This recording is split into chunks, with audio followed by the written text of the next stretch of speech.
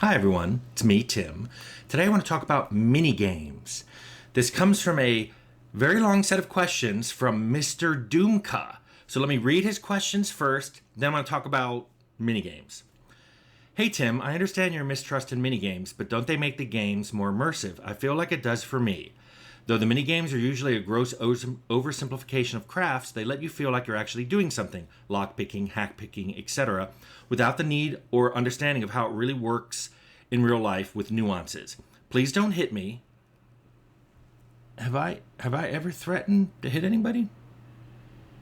Anyway, please don't hit me, but I feel like your approach to minigames, taking away from RPG-ness of the main game, has something in common with takes like tabletop RPGs and text RPGs are better than immersive 3D games, like books are better than movies and games. But from watching your videos, I know that this can't be your take because you always say something close to, there are no bad games, there are just bad games. There are games not for you. So now the main question is, if better movies are made following the rule, show don't tell because of the nature of the media, if you want to tell, just write a book, don't you have to follow some kind of rule in games, like give the player interactions, don't play them through, because the game's main distinction from other types of media is agency. For me, it's not fun to say I want to pick this lock and roll a die. It's much more fun to act and play the role like I'm a thief that has knowledge from my skill level, which makes the process lockpicking easier, but I still interact with stuff. For some people, the agency of just choosing to pick the lock is enough, but I feel like it misses all the benefits of computer games. You can show a movie with a bunch of text on the screen, but it's a waste of the benefits of being able to show moving pictures. So if you still don't feel me, I feel you. What other interactions can you suggest instead of mini games that better utilize the benefits of computer games, something that board games and text RPGs can't do? Okay, that's a lot of questions. Let me back up a second and just say, here's my definition of mini games, because I know people will otherwise argue about that.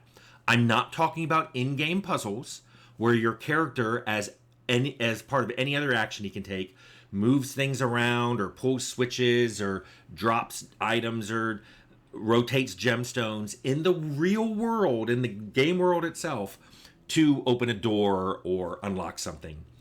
Not talking about those. And I'm not even talking about little games that you can play within the main game for no reason. Like, say you're playing a first-person shooter and you come up to an arcade, and the actual arcade games, those stand-up games you can walk up to and click, and now suddenly you're playing Tetris or you're playing Pac-Man.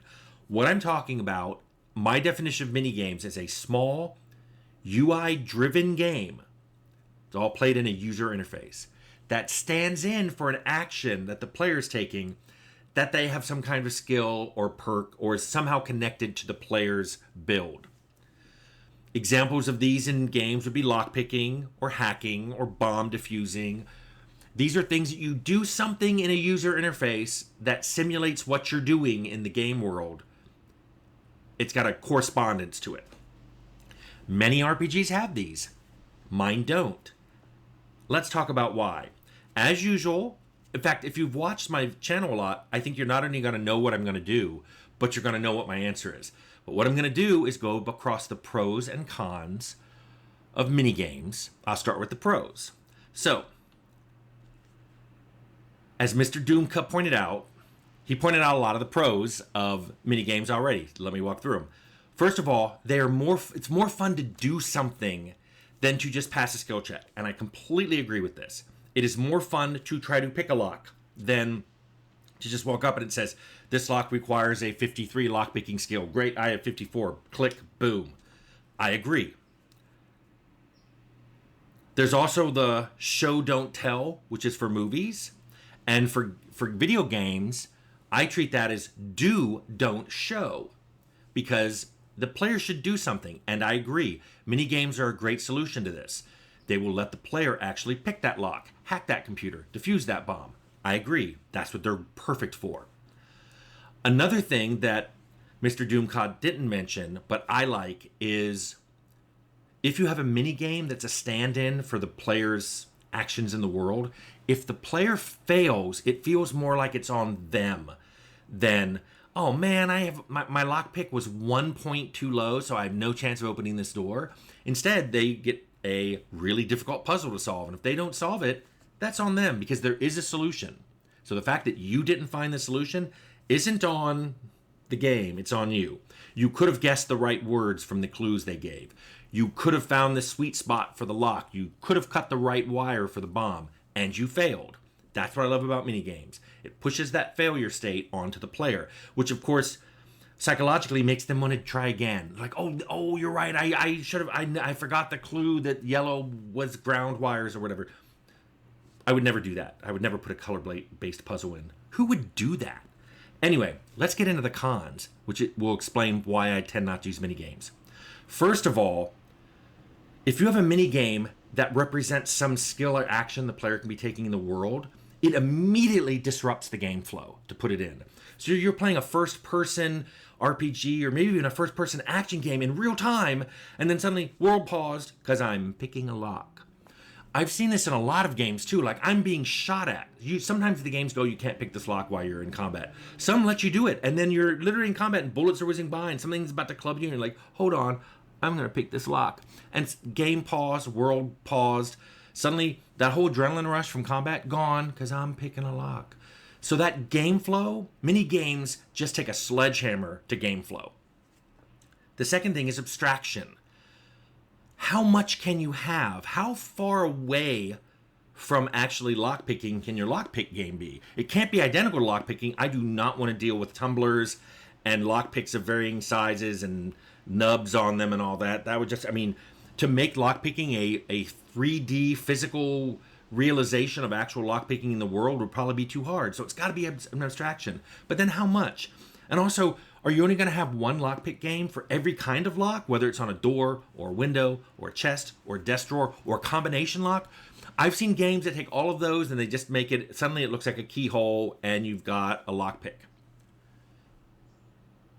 The third thing is they often put way too much emphasis on the player's skill. And I have a whole video about conflating player skill and character skill, and I'll link it below. So I'm not going to dive into it too much here. You can go watch me talk forever on that one. But the bottom line is, if there are two character builds, and one has a really high lockpick and one has a really low lockpick skill, when the same player approaches a lock, the one with the high skill should find that lock easier, even though it's the same player with the same knowledge and the same manual dexterity and all that. That lock should be easier to pick than for the character with the low lockpick skill. A lot of mini games don't really capture this. They may put a little bit in, like maybe there you get an extra choice or the timer's longer, but they don't necessarily make it easier for the player. They just give them a slightly bigger buffer to fail in. And then finally, making mini games, actually designing them, requires a particular set of design skills. I do not have those skills. And I will warn you that a bad minigame can put players off using a skill or maybe even playing the entire game. I'm sure you've all played an RPG that had a minigame that you hated so much, like, I don't want to pick that lock, I hate that minigame. Or, I don't want to defuse that bomb, I hate that stupid minigame. For me, it was, I'm not doing that minigame because it's color-based, and I cannot believe they don't have color-based options in here. So I've not played minigames, and sometimes not played a whole game because there's a whole section of it that's cut off to me. You probably don't want to do that. I can tell you for Outer Worlds, we talked minigames instead of just skill checks for several of the things you could do in the game. But I remember sitting down with the lead designer, Charlie Staples, and saying, are you good at this? Because I'm not.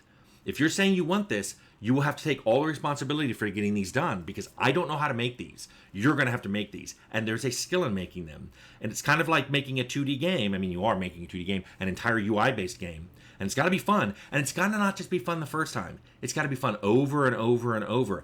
And you have to, like I said, inject the character skill so that the game is easier the higher your character skill is. You've got to get all that in there. So what's my conclusion for Mr. Doomka's set of questions? Yes, minigames can be fun. However, and this should come as no surprise to anyone who watches my channel, it depends on your design and specifically your design pillars. Do minigames fit in with your design pillars? If they're like mine, where they're like character skill trumps player skill and everything has to be fun over being realistic, minigames tended not to fit into that. They are more realistic than just having a skill check, and they often don't have enough of that character skill over the player skill involved in them. Now, you can always change the design pillars, and I talk about that. There's two conversations. Whenever you want to put something in the game, you have one conversation which doesn't match your design pillars, and then a second, completely different discussion on, well, maybe we should change those design pillars. So mini games may be something that make you go, I want them so much, I'm going to change my design pillars so that mini games fit in. Personally, I've never felt the need to change my design pillars that dramatically or drastically, I should say, not dramatically, but drastically, to make a mini game fit into my game world. I do see the pros. I just listed them all. But also I see a lot of cons too. So just weigh that in if you're designing a game and think about what are the pros and cons for my game with mini games. And those are my thoughts. And Mr. Doomka, that was a lot of questions, really good ones too.